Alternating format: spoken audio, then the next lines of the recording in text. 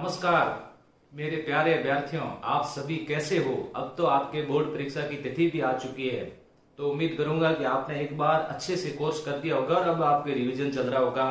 Revision में अब आपको जल्दी से मैं पूरा पूरा कोर्स करवा दूंगा और आप अच्छे तरीके से आप देखते रहिए। अब आपको याद आसानी से हो जाएगा, चुटकियों में याद हो जाएगा। और आपने महाजनपद याद कर दिया होगा, कर दिया ना, वेरी गुड। अब आपको याद करवा देता हूँ कौन सा राजवंश, आज इससे संबंधित कितने प्रश्न बनेंगे वे सभी प्रश्न आपको याद हो जाएंगे। मौर्य राजवंश, मौर्य राजवंश से संबंधित प्रश्न पढ़ने से पहले एक बात बता देता हूं मैं आपको। एक वंश था जिसका नाम था नंद वंश। नंद वंश के राजा थे घनानंद। घनानंद नंद वंश के राजा घनानंद अहंकारी राजा था।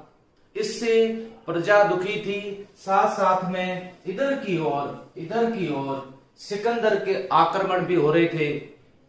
उस समय तक्षशिला के एक आचार्य, तक्षशिला यूनिवर्सिटी के एक आचार्य जिनका नाम था चाणक्य, कौटिल्य और नाम क्या था आप बताओ? विष्णुगुप्त, वेरी गुड, विष्णुगुप्त आचार्य थे। आचार्य ने आकर के इनको बोला, सीधी सी बात है, किसको बोलेंगे? राजा को बोलेंगे ना।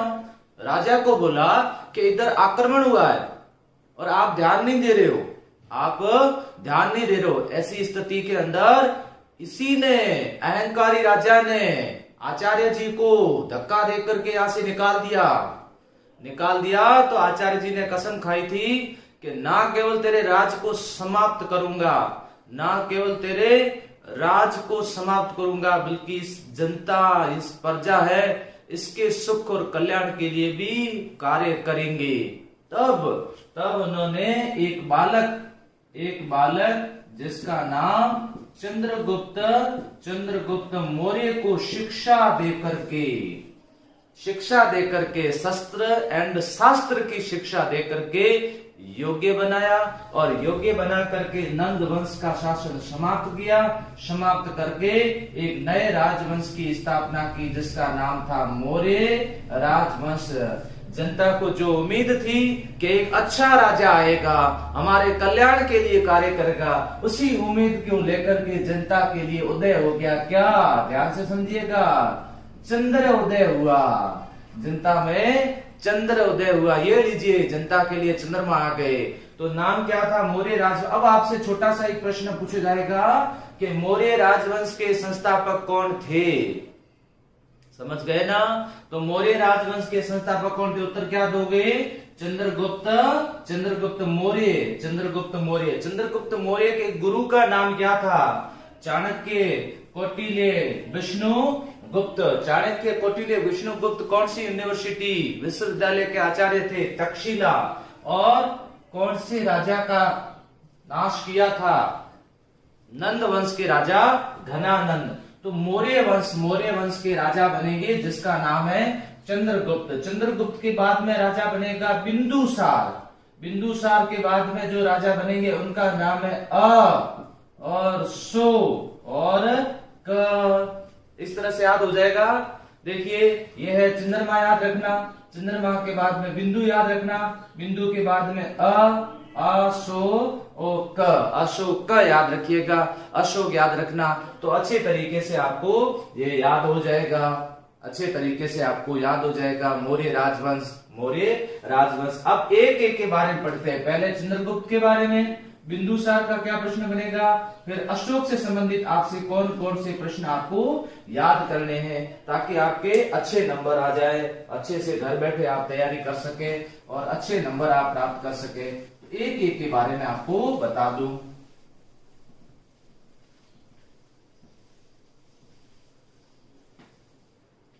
सबसे पहले आप याद करना, चंद्रगुप्त मौर्य, याद रहे, चंद्रगुप्त मौर्य 322 ईसा पूर्व से 298 ईसा पूर्व। ये अगर काल सीधा आपसे यूं पूछ ले और आप इसका समय भी लिखते हो तो ये नंबर आपके अच्छे मिलते हैं।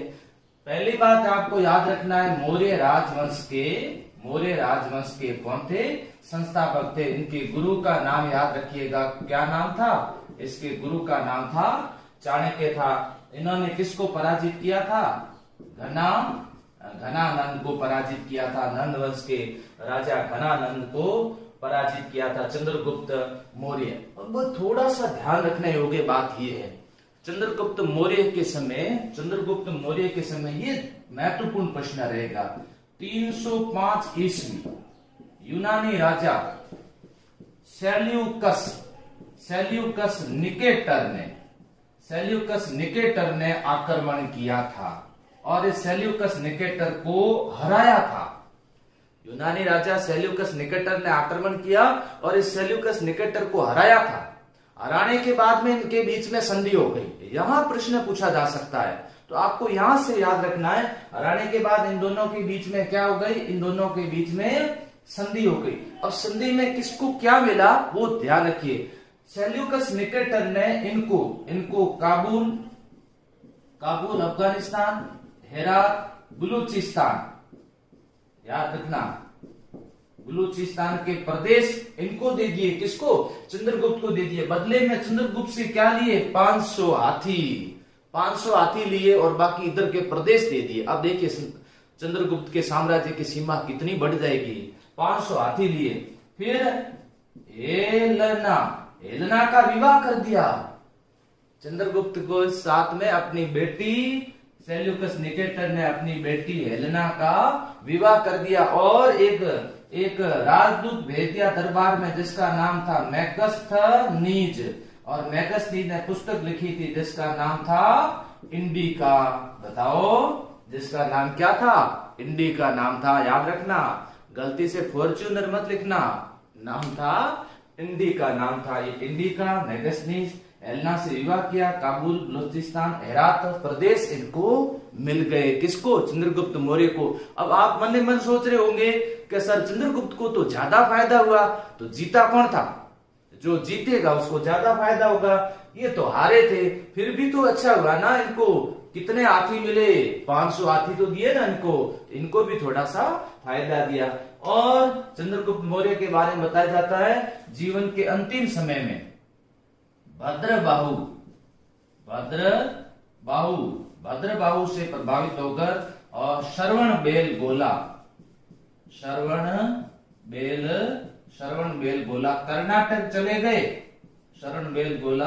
कर्नाटक चले गए और वहां जाकर के इन्होंने संथारा ले लिया। इन्होंने अपना शरीर त्याग दिया वहां जाकर के। ये श्रवणबेलगोला कर्नाटक। ये चंद्रगुप्त मौर्य से संबंधित प्रश्न पूछे जाएंगे।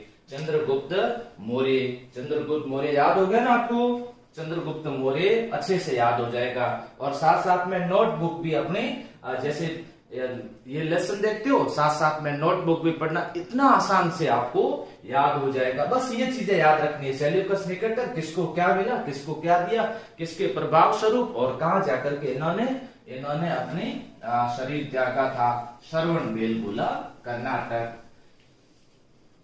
चंद्रगुप्त के बाद में याद रखना, मैंने बताया था ना बिंदुसार याद रखना।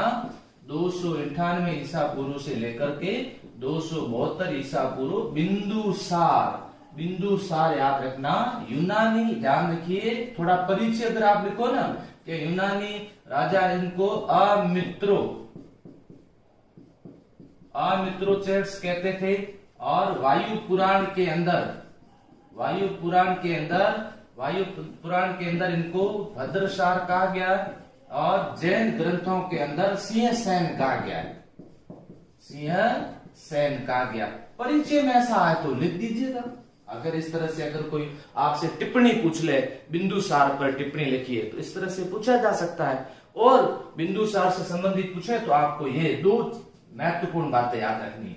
एक तो याद रखनी है कि यूनानी राजा एंटियोकस, याद रखना, यूनानी राजा एंटियोकस प्रथम ने इनके दरबार में डायमेकस राजदूत भेजा था। मिस्र के राजा फिलाडेल्फस ने इनके दरबार में डायोनिसियस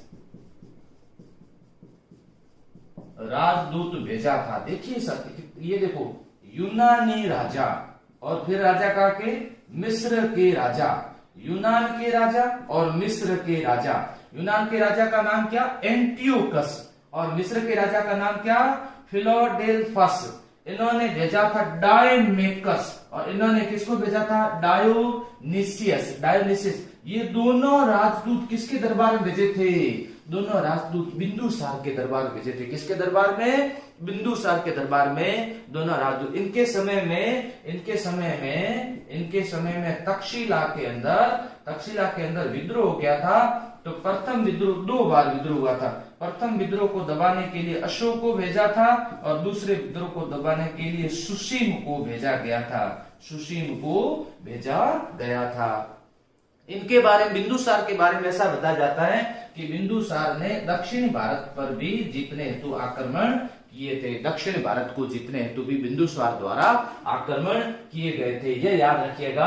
बिंदुसार से संबंधित देखो, यूनानी और मिस्र के राजा द्वारा भेजे गए दूत याद रखना। इनको किस नाम से जाना जाता था?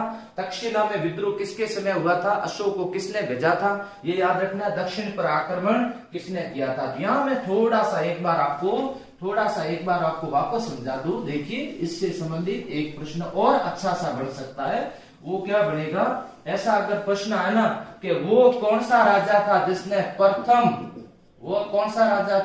प्रथम अखिल भारतीय साम्राज्य की स्थापना की थी? ध्यान से समझना, वो कौन सा राजा था। ये देखो, ये प्रश्न बताता हूं साथ में। वो कौन सा राजा अखिल भारतीय साम्राज्य, उसका नाम था चंद्रगुप्त मौर्य के समय अखिल भारतीय साम्राज्य की स्थापना थी। चंद्रगुप्त मौर्य के समय यहां तक का प्रदेश अपने अधिकार क्षेत्र में था। थोड़ा सा ये हिस्सा नहीं था, ये वाला, ये दक्षिण भारत नहीं था, यहां तक था, विंध्य प्रदेश तक का हिस्सा शामिल था। ये भी इनके साम्राज्य में आता था। गुजरात आता था। इधर यहाँ पर ये यहाँ काबुल और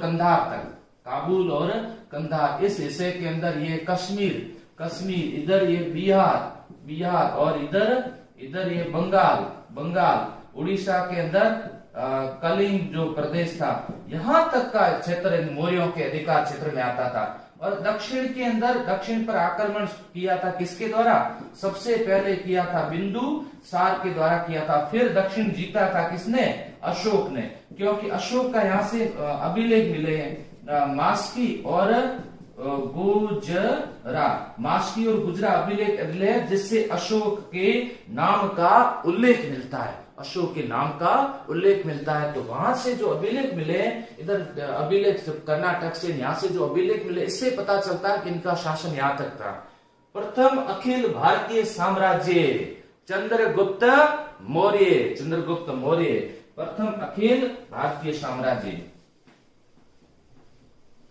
चंद्रगुप्त मौर्य के बाद में बिंदुसार के बाद में अब आपसे प्रश्न पूछा जा सकता है किसके बारे में? अशोक के बारे में प्रश्न आ सकता है। चंद्रगुप्त मौर्य के बाद में अशोक से संबंधित पूछा जा सकता है। और अशोक से संबंधित ये पूछा जाएगा, अशोक से संबंधित ये प्रश्न पूछा जा सकता है आपसे। अशोक पहले गवर्नर रहे थे जब विद्रोह दबाने के लिए गए थे, कहाँ के? तक्षशिला के मौर्य साम्राज्य में सबसे महत्वपूर्ण है सम्राट अशोक। इनके द्वारा, ध्यान से समझना, इनके द्वारा क्या क्या खास महत्वपूर्ण प्रश्न पूछे जा सकते हैं। एक तो सबसे महत्वपूर्ण याद रखना, कलिंग का युद्ध 261 ईसा पूर्व के अंदर लड़ा गया। कलिंग कहां पर है? कलिंग उड़ीसा के अंदर है।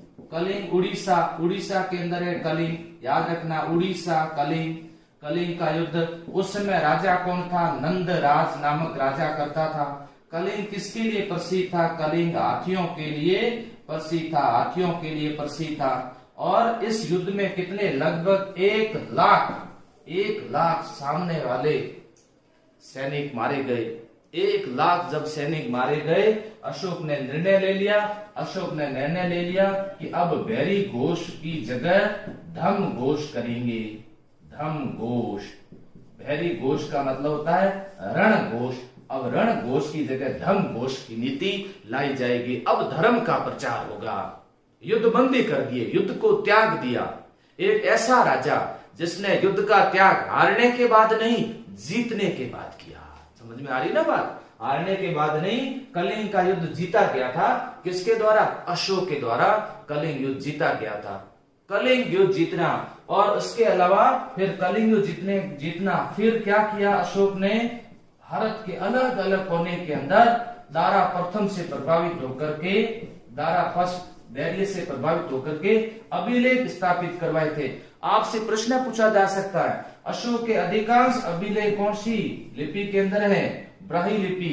और छोटा सा प्रश्न पूछा जा सकता है, अशोक के अभिलेख सर्वप्रथम किसने पढ़े थे? जेम्स प्रिंसेप के द्वारा। जेम्स प्रिंसेप के द्वारा पढ़े थे अभिलेख। जेम्स प्रिंसेप के द्वारा ये अभिलेख पढ़े गए। छोटे छोटे प्रश्न संबंधित पूछे जा सकते हैं। इसके अलावा कलिंग युद्ध, कलिंग युद्ध से याद रखना धमघोष, धमघोष से याद रखना अभिलेख, अभिलेख से याद रखना लिपि, और पढ़ने वाला कौन? James Prinsep. याद हो गया होगा ना आपको? इसी के साथ में देखिए प्यारे बच्चों, आपको कैसे याद रखना है वो मैं आपको बता देता हूँ। इनके द्वारा क्या किया गया था? इनके द्वारा एक आपको ये शब्द याद रखना, अनुसंधान। अनुसंधान, ये देखो छोटा सा प्रश्न बनेगा, अनुसंधान। प्रत्येक 5वें वर्ष में धर्म के प्रचार हेतु, प्रत्येक 5वें वर्ष में धर्म के प्रचार हेतु प्रादेशिक राज्य युक्त अधिकारी भेजे जाते थे। उनको क्या कहते थे? उनको अनुसंधान कहते थे। अनुसंधान कहते थे। ऐसे ही महामात्र भी नियुक्त किए जाते थे जो कि प्रजा के कल्याण से संबंधित कार्य करते थे। इन्होंने अशोक के द्वारा याद रखना धम्म यात्रा अशोक के समय प्रारंभ की गई। उससे पहले विहार यात्राएं चलती थी, वो बंद करवा के इनके द्वारा अब धम्म यात्राएं शुरू करवा दी गई। किसके समय? अशोक के समय धम्म यात्राएं शुरू करवा दी गई। 3 आपने पढ़े, कौन कौन से? एक तो चंद्र, और दूसरा बिंदु, और तीसरा अशोक। इन 3 के बारे में मैं आपको बताऊं। इससे संबंधित जो भी प्रश्न पूछा जाएगा वो छोटा सा प्रश्न पूछा जाएगा। अब बड़ा अगर प्रश्न पूछा ना तो कहां से पूछेंगे वो आपको मैं याद करवा देता हूं। बड़ा प्रश्न यहां से पूछेंगे, मैं आपको बताता हूं। देखिए याद कैसे करना वो भी आपको अच्छे से याद करवा देता हूं। देखिए बहुत सरल तरीके। मौर्य प्रशासन, अब बात करते हैं किसकी? मौर्य प्रशासन की बात करें। मौर्य प्रशासन, इससे संबंधित बड़ा प्रश्न पूछा जा सकता है। मौर्य प्रशासन से संबंधित बड़ा प्रश्न आपसे पूछा जा सकता है। सबसे महत्वपूर्ण पहला पद जो होता था वो तो राजा होगा स्वयं। राजा सर्वोच्च होता था, राजा मुखिया होता था। राजा क्या होगा? राजा मुखिया होगा, सर्वोच्च सेनापति होगा, सर्वोच्च न्यायाधीश होगा, लेकिन निरंकुश नहीं होगा। कौटिल्य ने कहा था, कौटिल्य ने क्या बताया? कौटिल्य ने कहा कि राज्य है ना, राज्य के कितने अंग होते थे? 7 अंग। राज्य के 7 अंग आपको ये पूछा जा सकता है। ये याद कैसे करना है वो आपको मैं अच्छी तरीके से याद करवा देता हूं। देखो एक तो होगा राजा के लिए, एक उसकी सहायता के लिए अमात्य होगा मंत्री। फिर राजा के एक मित्र होगा, एक राजा का मित्र होगा। राजा को पैसे चाहिए ना तो राजा के लिए कोष होगा। राजा रहेगा कहां पर? राजा दुर्ग में रहेगा ना तो राजा के लिए दुर्ग चाहिए। राजा को सेना नहीं चाहिए क्या? राजा के लिए सेना। अब ये राजा किसका राजा है? राजा है किसका? जनपद का। राजा किसका है? जनपद का राजा है। याद होगा ना आपको? देखिए राजा के लिए क्या चाहिए? अमात्य। राजा के लिए क्या होना चाहिए? एक मित्र भी होना चाहिए। राजा पैसे चाहिए ना, कोष। फिर दुर्ग। फिर राजा की क्या होनी चाहिए? सेना। और राजा किसका होगा? राजा जनपद का। बताओ 7 अंग हुए कि नहीं? देखो मैं आप काउंट करके बताता हूं। एक राजा खुद, 1 2 3 4 5 6 और ये हो गए कितने 7 अंक हो गए। 7 अंक आपको अच्छे तरीके से याद हो गए। इसके अलावा उपधा उपधा परीक्षण याद रखना, छोटा सा प्रश्न आ सकता है। उपधा परीक्षण क्या होता था? राजा द्वारा मुख्यमंत्री जो मेन मंत्री होता वो और पुरोहित की जब नियुक्ति की जाती थी, पुरोहित की जब नियुक्ति की जाती थी तब उसके चरित्र की जांच की जाती थी, उसे उपधा परीक्षण कहते थे। बिना परीक्षा के उसमें उनकी भी नियुक्ति नहीं होती थी। आपके परीक्षा होती है ना, वैसे वैसे उनकी भी एक परीक्षा रखी जाती थी। परीक्षण का मतलब टेस्ट होता है, उपधा परीक्षण होता था। राजा की जो मैन जो होते थे ना वो यही होते थे, मंत्री पुरोहित सेनापति और युवराज, ये मुख्य होते थे राजा के साथ में। मंत्री के अंदर ये राजा की सहायता के लिए मुख्य से पूछे जा बात, मुख्य विभाग किसके पास में होते थे? इनके पास में होते। इसके अलावा मंत्री परिषद होती थी, उसे परिषा मंत्रीन कहते थे। मंत्रीन कहते थे। ये मंत्री परिषद है और ये मंत्री मंडल है और मंत्री परिषद आगे आपको वो भी याद करवाएंगे। ये संबंधित तो राज्य के 7 अंग हुआ करते थे। इसके अलावा मौर्य प्रशासन से संबंधित केंद्रीय प्रशासन, फिर प्रांतीय प्रशासन, वो मैं आपको अलग अलग समझा देता हूं कि केंद्रीय प्रशासन कैसा होता था, प्रांतीय प्रशासन, नगरीय प्रशासन कैसे चलता था। तो देखिए केंद्रीय प्रशासन की बात करें, केंद्रीय प्रशासन किस प्रकार का होता था? केंद्रीय प्रशासन में विभाग होते थे, 18 विभागों की बात की गई। 18 विभाग होते थे, उन विभागों को तीर्थ कहा गया और इस विभागों के जो अध्यक्ष होते थे उनको महामात्र कहा गया। विभागों के अध्यक्ष को महामात्र कहते थे, विभागों को क्या कहते थे? तीर्थ कहते थे। आपसे छोटा सवाल पूछा जा सकता, तीर्थ किसे कहते थे? आपको उत्तर ऐसे नहीं देना नहीं है कि तीर्थ यात्री कर्ण जाते उसे तीर्थ कहते, नहीं। मौर्य काल के केंद्रीय विभाग होते थे 18, उनको तीर्थ कहते थे, जिसके अध्यक्ष महामात्र होते थे। जिसके अध्यक्ष कौन होते थे? महामात्र होते थे इसके अध्यक्ष। जैसे मैं आपको उदाहरण से समझा देता हूं, यही पूछा जाएगा आपसे पूछा जाएगा। कौन कौन? देखिए, समाहर्ता, ये वित्त मंत्री भी आप याद कर सकते हो। समाहर्ता का काम क्या होता था? राजस्व एकत्र करना, आय व्यय का लेखा रखना और बजट तैयार करना, ये समाहर्ता का काम होता था। सन्निधाता कौन होता था? कोषाध्यक्ष। सन्निधाता कौन होता था? कोषाध्यक्ष। अब कुछ विभाग ऐसे थे जिस संबंधित आपसे पूछा जा सकता है, जैसे सीताध्यक्ष किससे संबंधित था? कृषि। जैसे सूत्राध्यक्ष किसका? कताई बुनाई सूत्रा।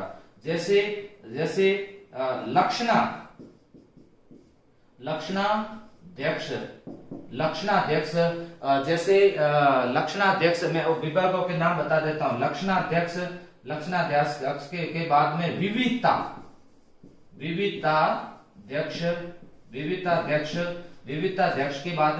विविधाध्यक्ष के बाद में लूणाध्यक्ष और आटवीक। इससे संबंधित आपसे छोटे छोटे प्रश्न पूछे जा सकते हैं। अब क्या होगा? देखो, समाहर्ता राजस्व एकत्र करेगा, सन्निधाता कोषाध्यक्ष होगा, सीताध्यक्ष कृषि कार्य, सूत्राध्यक्ष कताई बुनाई, लक्षणाध्यक्ष मुद्रा जारी करेगा, विविधाध्यक्ष चारागाह का प्रबंध देखेगा और लूणाध्यक्ष बुचड़ खाने का कार्य देखेगा। आठवीं किससे संबंधित होगा?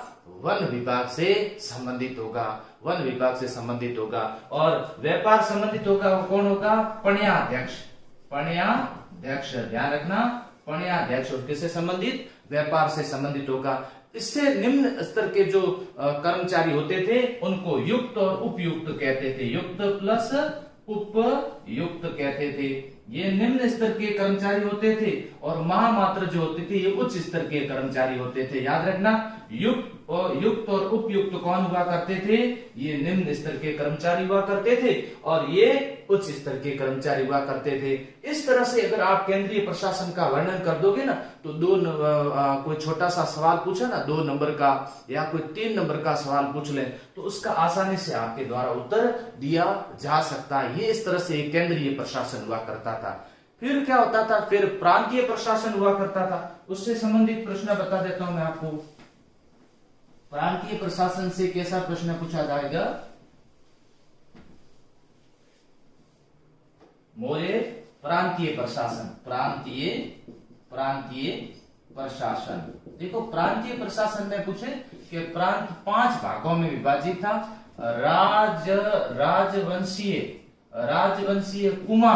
राजवंशीय कुमार या युवराज इसके प्रबंध करता हुआ करते थे। प्रांत 5 भागों में विभाजित था और प्रांत विषय में विभाजित होते थे और विषय को जो संचालन करता था उसे विषयपति कहते थे, विषयपति। और जिला होता था ना, जिले को स्थानिक कहते थे, स्थानिक कहा जाता था। देखिए प्रांत किसमें विभाजित थे बताओ? प्रांत किसमें विभाजित थे?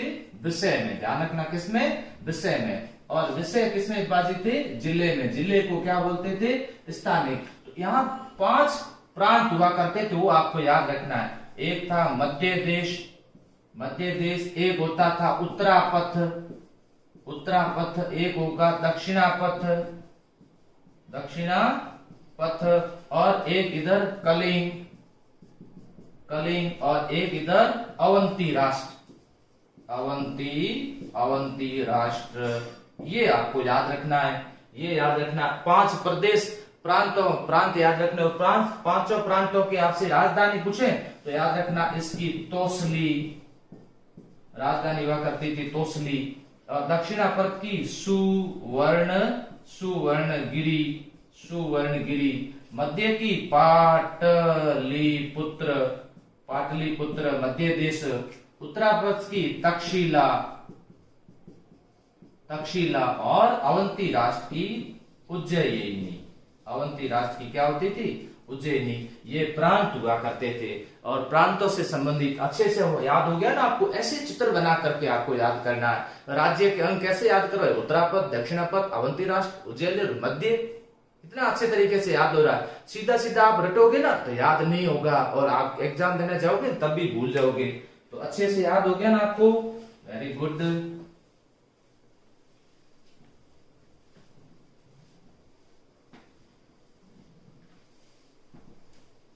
इसके बाद में प्रांतों के बाद में बात करते हैं नगर। प्रांतों के बाद में बात करते हैं नगर के संचालन के लिए 6 समितियां होती थी। 6 समितियां होती थी जो नगर का संचालन करती थी। प्रत्येक समिति के अंदर 5 सदस्य होते थे। टोटल कितने सदस्य होते थे?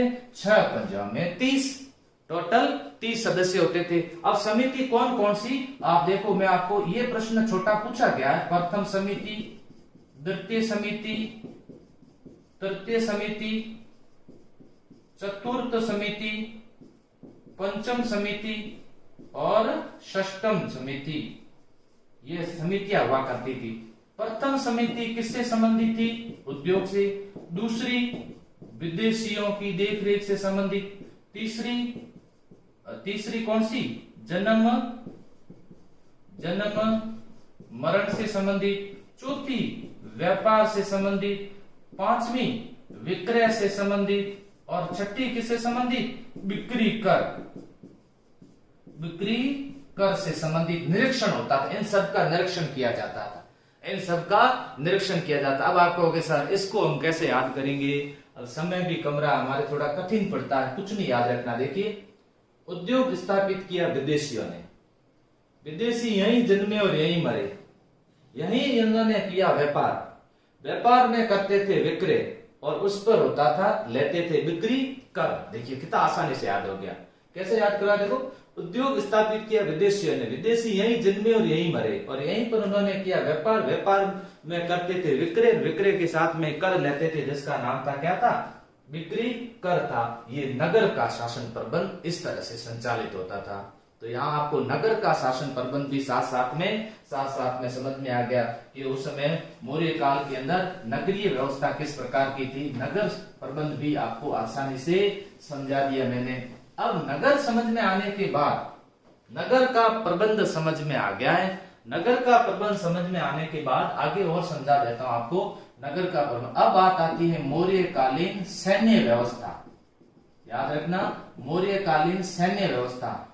सेना का जो प्रमुख होता था उसे अंतपाल कहते थे, वो देखता था सेना के अलग अलग भाग हुआ करते थे। कौन कौन से भाग? नंबर 1 पैदल सेना, नंबर 2 अश्व सेना, नंबर 3 हाथी, नंबर 4 रथ और नंबर 5 रथ के अलावा नौसेना। याद रखना, कैसी सेना? नौसेना। कितने भाग बताए? 1 2 3 4 5, ये 5 भाग हुआ करते थे। 5 भाग हुआ करते थे और इसके जो प्रमुख हुआ करता था उसको क्या बोलते थे? अंतपाल। बस इतना याद रखो, इतना बता दोगे तो आपको नंबर पूरे मिल जाएंगे। आपको मौर्यकालीन सैन्य व्यवस्था के बारे में पूछा जाए, इस तरह से आप उत्तर दे सकते हो। इस तरह से आसानी से उत्तर दिया जा सकता है। कह सकते हो सेना का प्रमुख होता था, उसे अंतपाल कहा जाता था। और सेना के कितने अंग हुआ करते थे? 5 अंग होते थे, पैदल, अश्व, हाथी, रथ और नौसेना। तो आसानी से उत्तर दिया जा सकता है। ये सैन्य व्यवस्था। सैन्य व्यवस्था के बाद में न्याय व्यवस्था के समय देखिए, सर्वोच्च न्यायाधीश तो राजा खुद हुआ करते थे, राजा खुद होते थे। और केंद्रीय न्यायालय उस समय कहाँ होता था? केंद्रीय न्यायालय पाटलिपुत्र के अंदर केंद्रीय न्यायालय होता था। सबसे छोटे न्यायालय ग्राम न्यायालय होते थे, जिसके जो न्यायाधीश होते थे उनको ग्रामणी कहते थे, ग्राम वृद्ध कहते थे, जिसे ग्रामणी या ग्राम वृद्ध कहते थे। ये सबसे छोटे न्यायालय होते थे। लेकिन उसके अलावा 2 प्रकार के न्यायालय हुआ करते थे। 2 प्रकार के न्यायालय हुआ। एक को कहते थे धर्म स्थीय और दूसरा होता था कंटक शोधन। ये 2 प्रकार के न्यायालय हुआ करते थे। ये दीवानी न्यायालय थे और ये न्यायालय कैसे थे? ये न्यायालय फौजदारी न्यायालय हुआ करते थे। ये दीवानी न्यायालय होते थे। इसके अंदर चोरी, लूटपाट वगैरह उसके मामले इसके अंदर आते थे, दीवानी के अंदर। और व्यक्ति और राज्य के बीच में अगर विवाद होता था, उस विवाद को किसमें लाया जाता था? कंटक शोधन न्यायालय के अंदर लेकर के आते थे। इसके अलावा आपसे ये न्यायालयों से संबंधित प्रश्न है, धर्मस्थली और कंटक शोधन न्यायालय, ये बता दीजिए, अच्छे से इसको स्पष्ट कीजिएगा। छोटा सा प्रश्न है, न्याय व्यवस्था के बारे में आपसे प्रश्न पूछे तो ये स्पष्ट कीजिए। न्याय व्यवस्थाओं के बारे में समाज से संबंधित प्रश्न पूछा जा सकता है। समाज से संबंधित पूछा जाए कि कौटिल्य ने समाज के 4 वर्णों का उल्लेख किया, 4 वर्णों का उल्लेख किया। लेकिन मैगस्थनीज ने समाज में 7 प्रकार के क्या बताए थे? वर्ग बताए थे। 7 प्रकार के वर्ग बताए थे। कौन सा? एक तो दार्शनिक, और इसके अलावा किसान, पशु पालक, कारीगर, इसके अलावा सैनिक, सभासद और राजा। इस तरह से इन्होंने बताए थे, वर्ग बताए थे। इस तरह से वर्ग बताए थे। एक दार्शनिक हुआ करते थे, 3 वर्ग ये बताए थे और 3 वर्ग ये बताए थे। इस तरह के ये वर्ग बताए थे। इसलिए ग्रुप में याद रखना, आपको अच्छी तरह से याद हो जाए। किसान, पशुपालक, कारीगर, सैनिक, सभासद और राजा, इस प्रकार के वर्ग बताए। वर्णा व्यवस्था का भी उस समय उल्लेख किया गया। महिलाओं की स्थिति की बात करें ना, स्त्रियों की उस समय इतनी अच्छी स्थिति नहीं थी, लेकिन फिर भी उनको पुनर्विवाह और नियोग प्रथा के उस समय उनको सुविधा प्रदान की गई थी। तो मैं ऐसी उम्मीद करूं कि आपको आज का लेसन अच्छी तरह से याद हो गया होगा। Very good. और इसको एक बार वापस देखना, आप अच्छे तरह से ये प्रश्न उत्तर देख करके आओगे। Thank you.